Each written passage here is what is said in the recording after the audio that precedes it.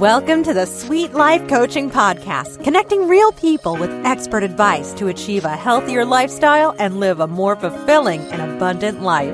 Here's your host, Coach Tavia. Well, good morning, good afternoon, whoever is listening in whatever time zone you're in. You are listening to the Sweet Life Connection with your host, Health Coach Tavia, and we today are connecting real people with expert advice. And I'm super excited today to bring you someone extra special.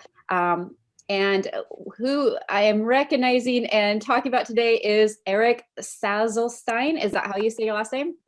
You were close. I love it when they don't ask my last name, because then it's like we're going to see how if they butcher it or it's Salzenstein. Salzenstein. Okay, gotcha. Yes. So my married last name is Salvadorina, so I get that a lot too. All right. There you go. Yeah. All right, great, awesome. Erik lives down in Orlando, Florida, correct, Erik? Yes. Yeah. And just to give you a little background about Erik, so here's my my little blurb about him, so you can kind of know why I'm bringing him on and why he's so extra special. He is the founder of ERS Coaching and the Next Level Coaching program. Erik is respected and sought out on online business coach, as well as a TEDx speaker, a keynote speaker, that is. And he is known for his signature talk titled From Prison to Purpose. And we are going to be talking about that today. After serving 4 years in prison and transforming his life, while inside, he came out looking to make his mess his message. And in under 3 years, Erik was able to start and scale 2 different online coaching businesses between 10 and 6K months, as well as starting his speaking business, winning the 2019 Advance Your Reach Speak Off, landing a TEDx talk, and being featured on top other podcasts. So super exciting. Furthermore, when he's not inspiring people from stage, he's focused on bridging the gap for new coaches and giving them the full blueprint on how to take their passion and expertise and turn it into a successful and profitable online business.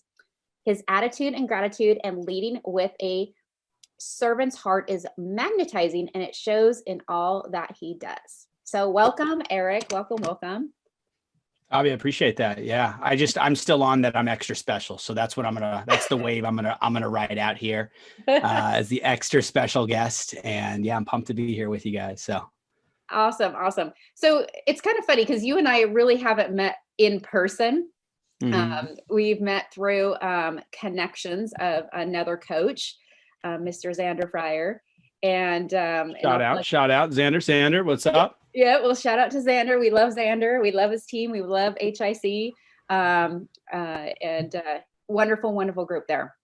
So, so both you and I invested in our own selves and our own business through Xander, and then it led us to each other. So yeah. So take me back. We're going to start way back in time here. I mean, you got me curious. What's going on here. And you have quite a story. And that's what why I want to talk to you, is because you went from basically prison, the pits of the of the bad things that none of us ever want to go to prison. And something that went horribly wrong in your life to where you are now and being very successful. And there's a lot of shifts that you had to take. So take me back in time. Take me back. When did all this start unraveling for you? When did that unravel and what kind of happened? And then we'll talk about a little bit more on the flip side of it, how it came to be total fruition. And you're like, dang, I need to be somewhere else in my life. Yeah, for sure. Yeah, I appreciate that. I'd kick it off with just kind of with any of our listeners right now, anyone tuning in, wherever you're at right now, whatever prison that you may find yourself in, because one of the big realizations that I had is that I was in prison long before they sent me away. Like I was in my own chains. I was in my own way. I was blocked up, and through addiction, through greed, through lack of direction, overthinking, fear of failure. I mean, I wasn't moving really. I was very stagnant. And so I was in a different type of prison long before I was behind the fence, so to speak. Right. And so for our listeners, wherever you find yourself right now, I think my story really represents the power of change, and really speaks to and represents what is possible no matter where you're at, no matter how bad you think you are, no matter what you think people are thinking of you or don't want to deal with you, or that you're lost, like any of that. None of it matters. What really matters is you recognizing that that your test can be your testimony,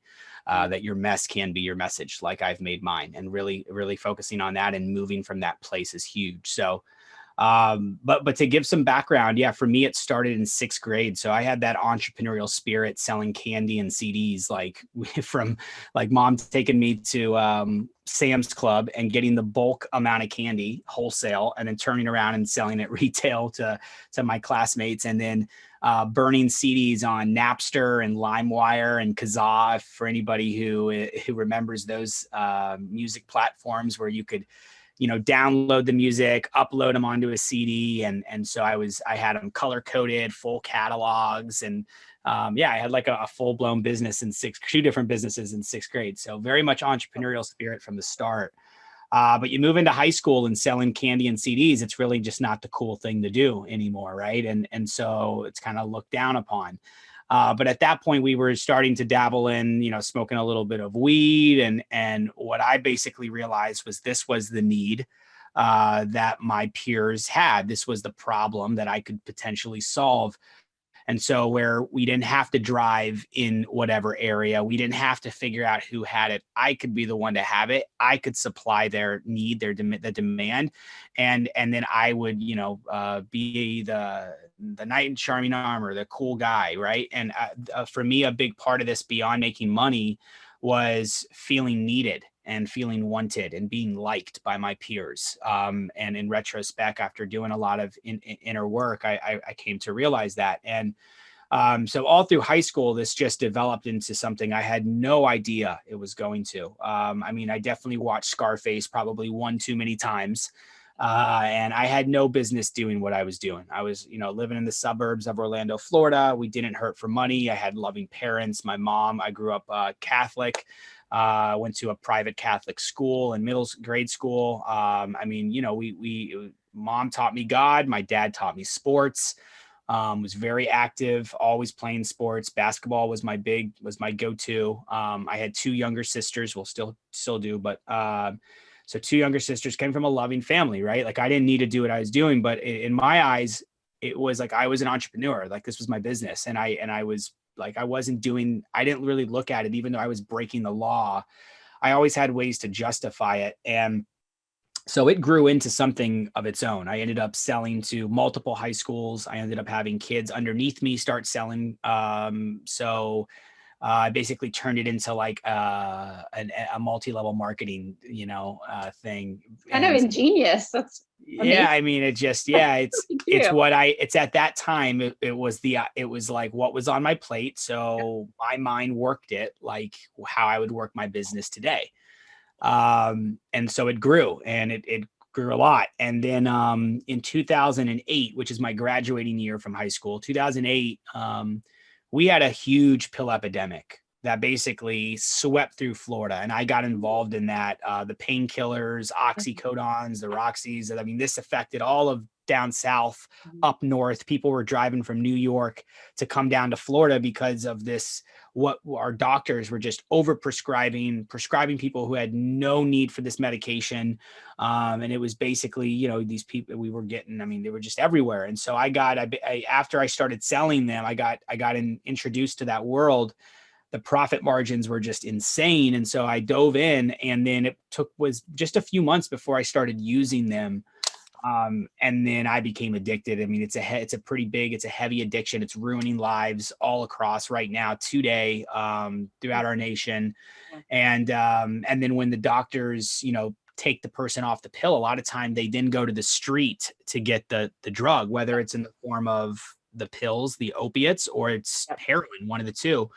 And which derives, whether it's medicinal or street heroin, it derives from the same plant, the opiate. Right. And so my life revolved around these pills. It revolved around my phone, selling the drugs, making money. And then it revolved around getting high. So like that was my life. I had no direction, no vision, was just lost. I was a lost soul. And in 2012, I got arrested for what was an armed robbery, in what the detectives labeled as a drug deal gone bad. So I basically, it was exactly that. I was facing a lot of time, but because this was my first time catching, a serious charge, a felony charge, the courts had some leniency on me. I qualified for what was called a downward departure. And they basically said, look, man, we're going to give you one shot. So instead of serving what you easily could be serving 15, 20 years, we're going to give you 4 years. And so they offered me 4 years. I took that plea. And that's where I started my journey in the Florida Department of Corrections, in 2013 to 2017. Goodness. Wow. Wow. That's a huge story. That's wow. I'm kind of like, where do I even start with that? Right. But, yeah, I try to like condense it and put it and get you just the meat, but there's like so many different directions you can take this. Thank you. Thank you for sharing. And certainly, so one thing that popped out in my head was, so I am a family member I have a family member in my family who had a drug problem. And so that alone, if anybody's out there watching, both you and I can relate to that whole, scenario. My brother was, specifically, and he almost didn't make it. Luckily he did get the help he needed, and he's sober and he's clean now and he's doing fabulous. He was not a dealer by any means or anything like that, but he got wrapped into that world. Mm-hmm. And it's very easy to do that. So when I hear you talk about it and others talk about it, and I have other clients that have talked about it, and it's everywhere. Yeah. And it's a problem. It's definitely a problem. It's everywhere. So, but the point is how we transition ourselves. And when we can, what I find so fascinating is when a person can go from that to something so amazing like you have. And that's why we're here today, right? That's why we're talking about this. And, and the other thing that that you brought up that I thought was really important, and I wanted to point out too, is you said you came from a Catholic family, you had a great family life, you mm-hmm. had 2 sisters. It wasn't like you were from the east side of Chicago, or the Bronx or something like that. And same was true with my family and my brother. So anybody at any point in their life can overcome, can be affected by this, but can also overcome this, right? Yep. Let me ask you this. So is your parents, from a parent standpoint, were your parents just like devastated? Mom was crushed. They knew what I was doing though. So in high school, I tried to convince them that selling weed was okay. As long as I had under 20 grams on me at all times, I could only be charged with a misdemeanor. Like I had so many justifications, and I was running a business. Like, I'm going to do it anyway. I might as well, and so, they knew, they never accepted, like they were never okay with it. When they found anything, they flushed it down the toilet, they ground me, whatever. I was just a very rebellious, and so when it got into the pills and everything, that they didn't have full exposure to that. They knew I was definitely doing a lot more than just weed, but they never knew to what extent. I think when prison came into play, yes, they were scared of prison. My mom, all is the stories. I'm the first person in my family to go to prison. But beyond that, I think there was some relief in the sense I wasn't running the streets anymore. And so now it was kind of like my mom has always said, she gave it to God and said, hey, like just protect him and let this time be what he needs. And we wholeheartedly believe I didn't need a day longer than 4 years or a day shorter than 4 years. That's exactly what I needed. And so I think we took solace in that. Everybody did. And we got through it together. So let me ask you this. So you're in prison, you're doing your time. You're like, oh shit. Sorry, people, I'm going to say the S word, and like, okay, I got to serve my time. I got it. And you're in prison. How is life changing for you? How's your mind changing for you? Are you all of a sudden having this shift? Like, I got to do something else in my life. I effed up my life. I got to do something. And like, when I get out, what the hell am I going to do? Did you have that were you planning that out when you were in prison? Yeah. So basically what happened was I was in county jail, and this was about a month before I was offered the plea deal. Okay. I had a phone call with my dad. I said, Pops, I said, man, I don't know how much time I'm going to get on this thing, but I want you to know that I really, really want to change my life. Right. Mhm. And I told him, I said, I want to do whatever the amount of time God wants me to have, not a day earlier, not a day longer. I want the exact amount of time that I need to change my life. And so my dad was like, all right, son, we're going to get through this. We'll make it happen. Mhm. About a month later, I got the 4 years handed down to me. That's what we thought that was it. We we had that conversation. We were ready. So I went off and started the 4 years. Now, for our listeners, what I want you to pick up here is that I set the intention that I wanted to change my life. I outwardly spoke it to my dad. I set the intention that I wanted to make a change, no matter how long it took. Not by this date, not by that time. It was literally just, and this is the same thing with my first coaching business when I was working as a server at 2 different restaurants. The intention was, I don't care how long it's going to take. Eventually, I'm going to be a full-time coach and speaker, and I will not be working at any job, right? So there's no like timestamp. It's just, I'm going to keep going till I get there. Now, what's important though here is I set the intention, right? And so setting the intention is huge. It's vital, right? Right. But now we fast forward. I make it to prison. I get to prison and I get to my camp. I'm dropped at this like way at the panhandle of Florida. I'm 6 hours from home. I'm at a really rough camp, a really rough spot. And I get in there and I basically revert back right away. Like it took maybe a week before I reverted right back to what I knew. I started glorifying my past and wearing it as a badge of honor. I started hanging out with the wrong people. I started smoking cigarettes. I started selling cigarettes because in my mind, I said, man, I got to do 4 years. My parents aren't going to send me canteen for 4 years. I need to like make some money. Like I literally went right back to what got me to prison in the first place. And so we set the intention, but for our listeners, let me tell you right now, if that's all you're doing, you're not going to do anything. Your intention setting is not enough. You writing your vision board is not enough. You writing your goals on a piece of paper, you speaking it into existence. Sorry for all my alignment people. And we have a lot of our clients are alignment. They're super flow state. I'm all for it. I think it's super important. But if you do not have clear frameworks, guidelines, and accountability on how you're going to bring that intention and goal to fruition, you're just nothing's going to happen. Because we're humans and we're going to go back to what's comfortable. We're going to go back to what we know are the same behavior patterns, the same thinking, the same limiting beliefs, the same self-sabotaging stories. And if we don't have the game plan and the accountability from a coach and the game plan to get to where we want to go, that's the other part of it. That's equally as important as setting the intention, affirming it to the world, speaking into existence, and all the things. Right. So it was at the 6-month mark is where I woke up.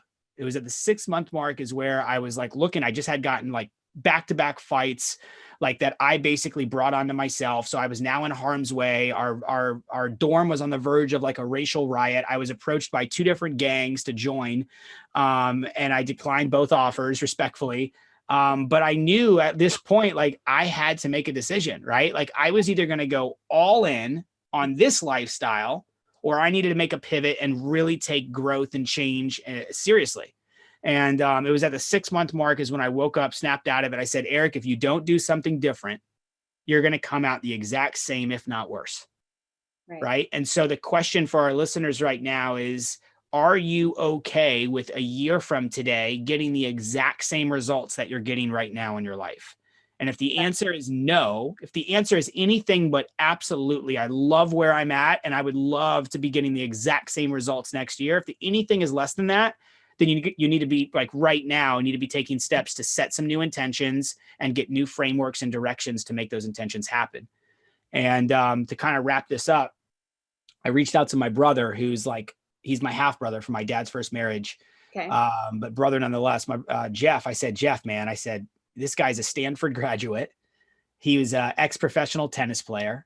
Mm-hmm. He's top 100. He was top 100 in the world at one point. Wow. Top 10 fastest left-hand serves of all time, national television. He then became a successful entrepreneur out in Denver. This guy's like total polar opposite life trajectory than I did, like black sheep, golden child type of thing. Right. And I reached out to Jeff. I'm like, Jeff, I said, dude, I need some help, man. I said, I don't know how to change. I said, I don't know what to do.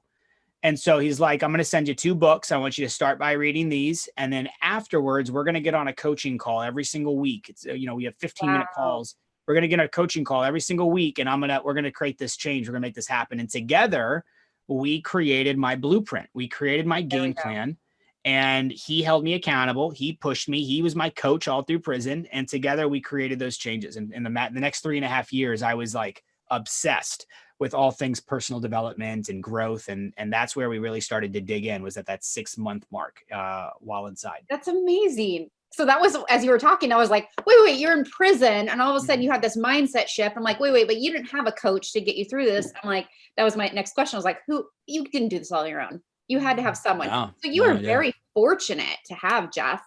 My goodness. I want to meet this Jeff guy. His name is Jeff. It's a great name. Yes, it is. So, okay. So you and Jeff, like, you still talk and you're still close. Oh yeah. He just, I'm making a $20,000 investment. I've actually already wired about 10K of it out of the bank. And I weigh in on him on every investment I make. He's my soundboard. And it's always good because he's like he'll play the devil's advocate. So he'll always present the stuff that maybe I'm overthinking or overlooking. And so, he just weighed in on this decision. And we were just conversing about this for the whole last week. So that's awesome. Jeff, I think I want him to be on my next podcast because there you go. A continuation of this. For sure. This is awesome. Yeah. Okay. Awesome. Okay. So let's so you're in prison. We have this mindset shift. I mean, this is amazing. The more and more I hear about your story, the more and more I just want to know so much more. And for sake of time, I mean, we'll have to do another one. Yeah, sure. Continuation or something, but this is amazing. And so here you are. And then so this was 6 months in, and then you start transitioning, and then you're just like, boom, the switch flip, excuse me. And so you're in prison, and I bet you're just dying to get out of prison to start this new journey, if you will. Right. Yeah. And so, okay, let's fast forward. So you get out of prison, the day has come, and you're just like, hallelujah, praise the Lord. And what next? What'd you do? I mean, what was your next steps? Where were you? I mean, did you have to kind of like start all over with a house, a car, and everything, and build this? Oh yeah, absolutely. I had to start completely over. I started at my mom's, and then I moved in with a buddy of mine. I was very fortunate because he had an incredible condo. So I went I had my own steamer in my bathroom. This guy's, he's well off. He's worked hard for his success. And so I moved in with him. And so I had a movie theater upstairs, a steamer in my shower. Like, I was living it. So from prison to that was pretty cool. Yeah, it's pretty interesting. But I mean, the world really didn't accept me like I thought it would. I was expecting this, everybody knows Erik's changed, and that's just not the case. So people were, I'm a convicted felon. My charge is armed robbery. On paper, it just doesn't look good. I got my tattoos. I'm like, and so, I tried to get a job at a couple different jobs, sales position jobs that I could have excelled at. I was turned down.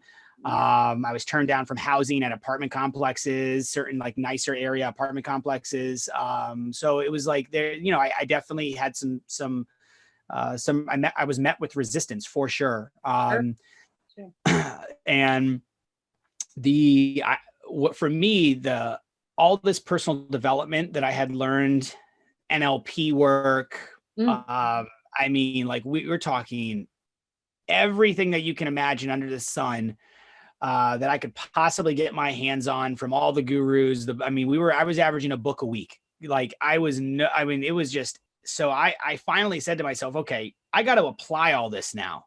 Is this going to work? I've just been obsessed with all this stuff, and I've indoctrinated it. I literally changed in prison. I literally changed the way that I walked. I said to myself, my future self would walk with his shoulders back more. His head would be up. He's going to look everybody in the eye when he crosses their path. He's going to warm greet them hi, just be friendly and outgoing. I literally changed the way I walked while I was inside. So, now getting out, it was like, okay, I got to put this stuff to the test. And so I had a job as a server. And I had no experience serving tables, and I applied growth principles. I applied mirroring the top server that was there. So, mirroring, just growth strategies that I had picked up, right? Whatever they were. And the first restaurant I worked at, I became their top in sales in every category they had. Was their opener, their closer. I got to pick my sections every time I worked there. I was and then I ended up applying for a fine dining restaurant, right? I haven't done anything entrepreneurial yet. So I'm applying at a fine dining restaurant. I know nothing about wine. I'm completely over my head, and they took a shot on me. They're like, all right, we'll bring you in, man. You seem like you have a great attitude. You want to learn. And it took me about a year, right? It took me about a year, but I became the third in sales in the country for this restaurant chain. In the country. Wow. And so like, I knew that this stuff worked. This stuff, the new communication, the new sales stuff, the new success growth strategies, like all the different things that I was applying where and when I could, it worked. And I went to my first entrepreneurial event. Jeff took me to my first entrepreneurial event. It was Craig Ballantyne, the Perfect Life Retreat. Love Craig. I went to Craig's event in San Diego. You know Craig through Xander, right? I totally do. Yeah. Okay. Amazing. So yeah, I mean, Craig was the foundation of my first business. So I went to, it was huge. And I got to that event, and I tell you, like, I knew this is where I was supposed to be. Like, this is what I was supposed to be doing in my life. I didn't know how yet. I hadn't launched anything yet. I said, this is where I'm supposed to be. So I fell in love right then and there with the entrepreneurial world, that whole culture, the buzz that was there. And what I realized though, is I couldn't afford any of these people's programs. Like nothing. I could not spend. I didn't have any credit. I'm a convicted felon with no credit. I was, selling, like I couldn't do anything. Yeah. Right. So what I was being told was you just got to stay consistent and keep showing up. And that's where the intention came from. When I was a server, I said, no matter how long it takes, I'm going to get there. But what's backed by that now is I was working doubles all week, brunches on the weekends. I had one day off a week, which was on Fridays. And all my money went towards getting to events.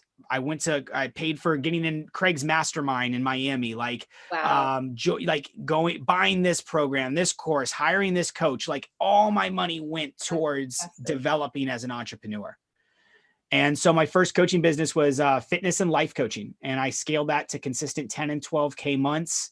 I got the speaking business going. I made a big investment in a mastermind, and then speak in their, they have what's called a speak off every year in this organization. And I won that out of 100 speakers.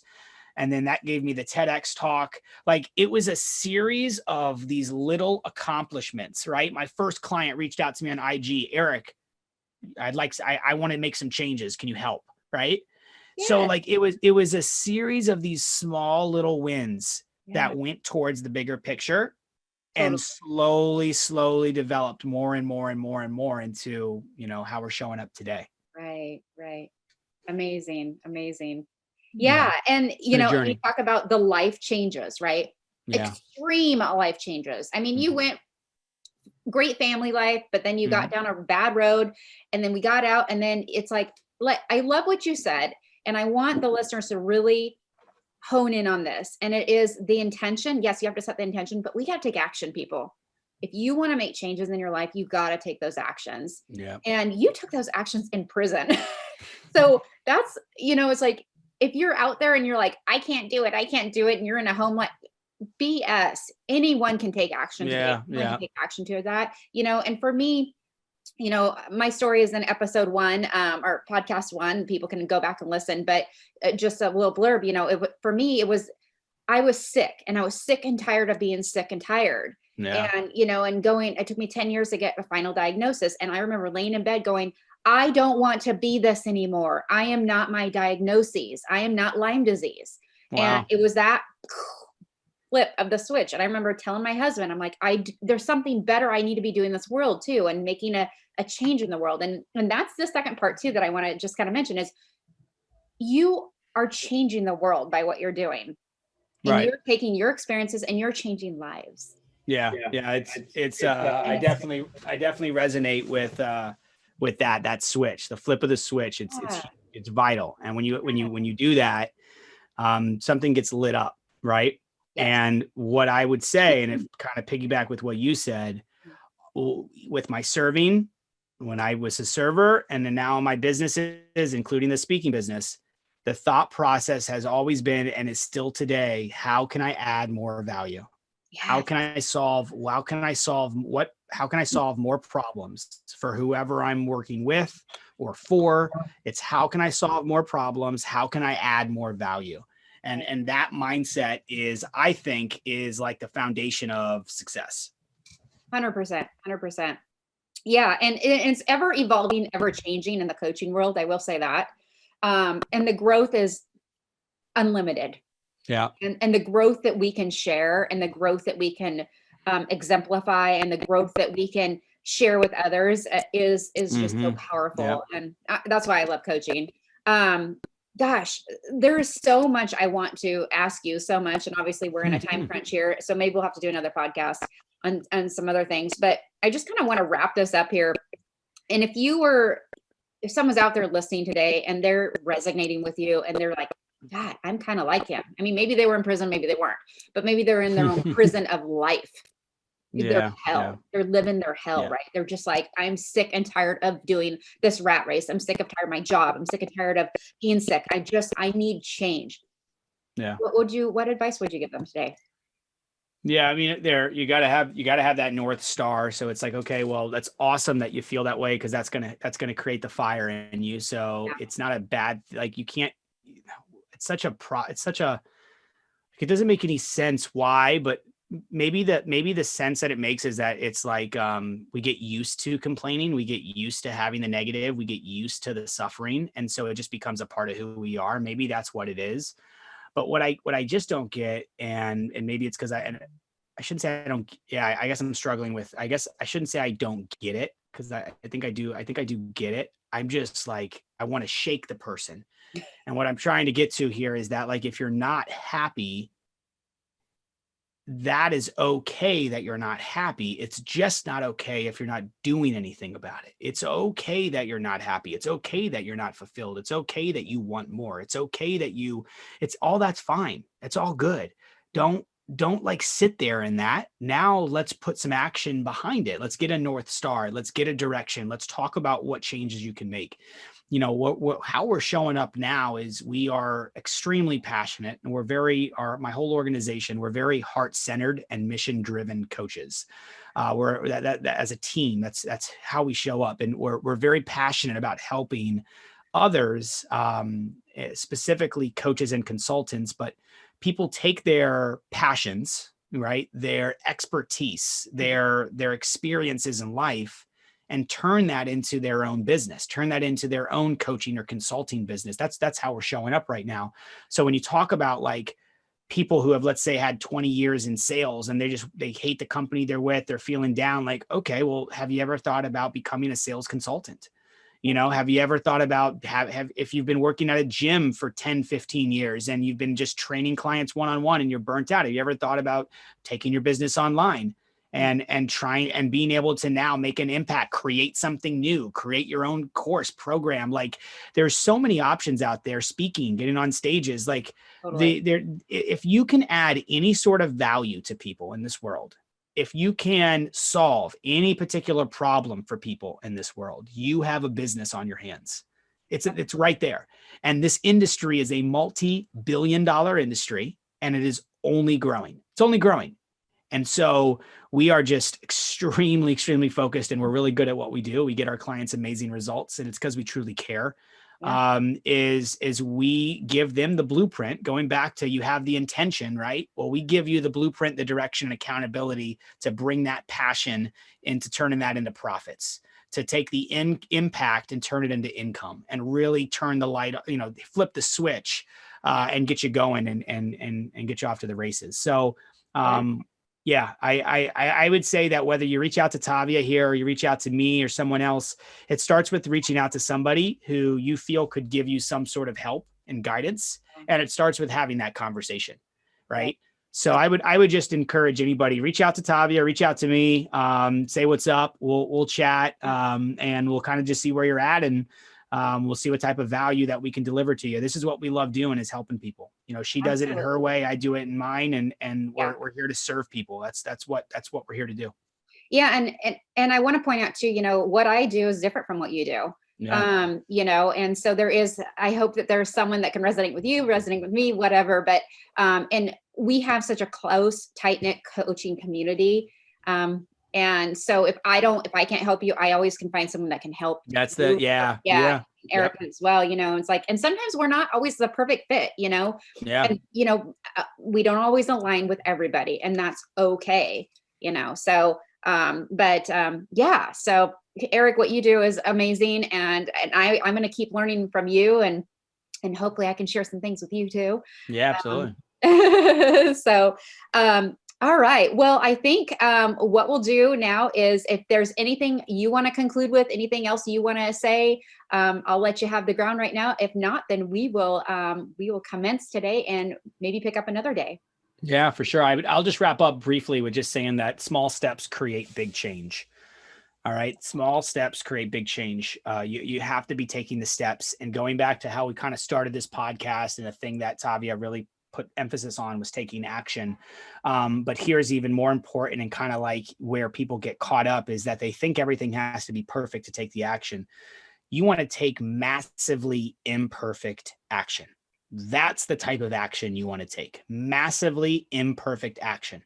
Even if you work with us and we give you very clear directions, step-by-step process on what to do, you still have to film the video. You still have to create the content. You still have to do whatever it is that we tell you to do. And guess what? It's not going to be perfect.